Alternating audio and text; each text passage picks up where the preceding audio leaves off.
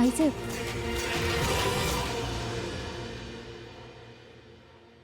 काल जे घडलं ते घडायला नको होतं.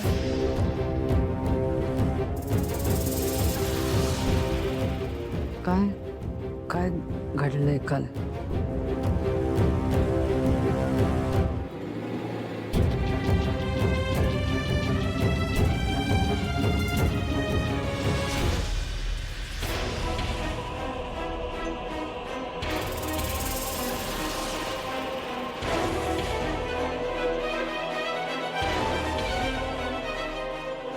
काय ग माया, हे काय आता नवीन नाटक?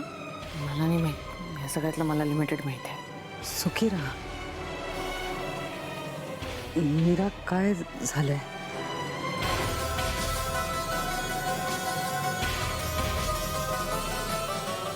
आईचे काल तुम्ही पाय पडायला नको होतं. उलट मीच तुमच्या पाय पडलं पाहिजे.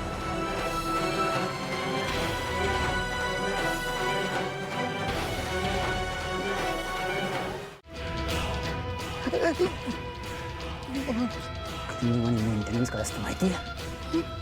कंपनीचे टॉयलेट्स आणि वॉशरूम्स साफ आहेत की नाही हे बघायचं आहे तुला. एम्प्लॉईजचे क्वार्टर्स क्लीन आहेत की नाही हे बघशील. ही झाली कंपनीतली शिक्षा. आता घरातली शिक्षा. आजपासून तू घरातलं फर्निचर सुद्धा वापरायचं नाहीस. सोफ्यावर बसायचं नाही, जमिनीवर बसायचं. जमिनीवर झोपायचं. तुझं जे काही काम असेल ते जमिनीवर करायचं. समजलं? जर का तू हा नियम मोडलास तर आता जे रूम मध्ये झालंय ना ते बाहेर सगळ्यांसमोर होईल. मी तुला हाताने मारलंय. दादासाहेब तुला चापकाने फोडून काढतील.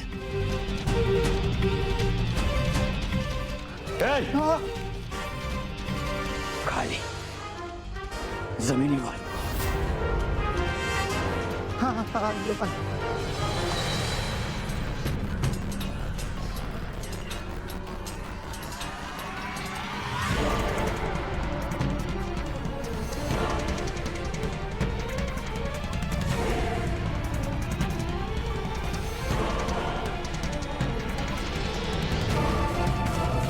आणि मी मावशीकडे ना गौरी गणपतीसाठी म्हटलं तुला भेटल्याशिवाय जाईन कशी.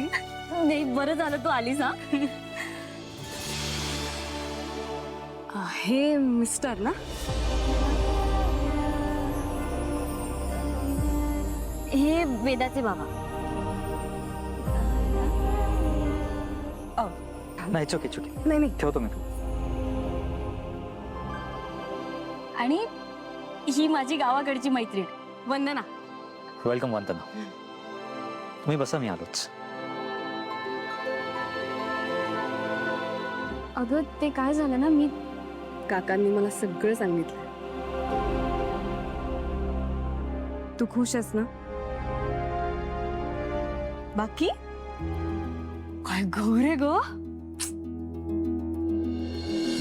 आणि काय दिसतेस तू, बदललीच आहेस. नवरा काय चिकणा आहे तुझा. अगं तू हळू बोल. चल चल, तू तू तिथे बस. चल ये. हो ग, अगं सामान तर घेऊ दे. भारी आहे. अगं तू काय करतेस? काय पण बोलतेस तू? माधव नसताना तर मी पण याच्या प्रेमात पडली असते. बरं, म्हणजे अजून तुझं माधव प्रकरण सुरूच आहे वाटतं. प्रकरण काय ग? प्रेम आहे माझं माधववर मनापासून. तुझं आहे का प्रेम, पण त्याचं आहे का तुझ्यावर प्रेम? हो आहे. लग्न करणार आहोत आम्ही लवकरच. अरे वा, आम्हाला बोलव. हा, तुम्हाला बोलवेन. हा, पण तुम्ही याल का गावी? येईन ना, का नाही. अगं ए, तू हे काय आणलंस पिशवीत इतकं? अगं तुझ्या काकांनी कोकण मेवा पाठवलाय तुझ्यासाठी. कशाला इतकं?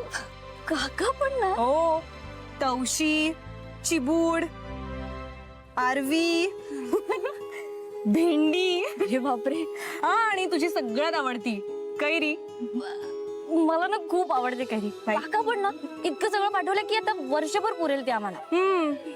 आम्ही कोकणची माणसं मोजून प्रेम करत नाही. अच्छा, आम्ही कोकणची माणसं काय? बरं बरं, ते सगळं जाऊ देत. गावात सगळे कसे आहेत आणि तुमच्या भावकीची भांडणं मिटली का ग? भांडणं मिटली आहेत पण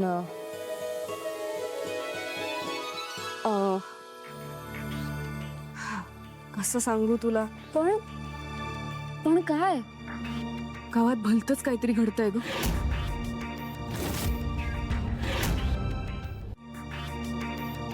भलतंच? गावात माणसांचे मुडदे पडतायत. दशावताराच्या खेळात भलतंच काहीतरी सुरू झालंय. रात्रीची बाहेर पडायला भीती वाटते ग मीरा. कोण कोणाचं काहीच कळत नाही. प्रत्येक जण एकमेकांकडे संशयाने बघतोय आणि राजकारणी सुद्धा यात आहे. बरं, पोलीस तपास करतात पण पोलिसांच्या हाती काहीच लागत नाही. अरे देवा, पण पण कसं काय? मीरा, तुला खरं सांगू, मला नाही वाटत हे कुठल्या माणसाचं काम आहे. म्हणजे राखणदार? माहित नाही, पण काही गोष्टी या माणसाच्या पलीकडच्या असतात ग. कुठली तरी वेगळीच शक्ती असणार. आणि ही शक्ती चांगली आहे की वाईट हे कळणंही कठीणच.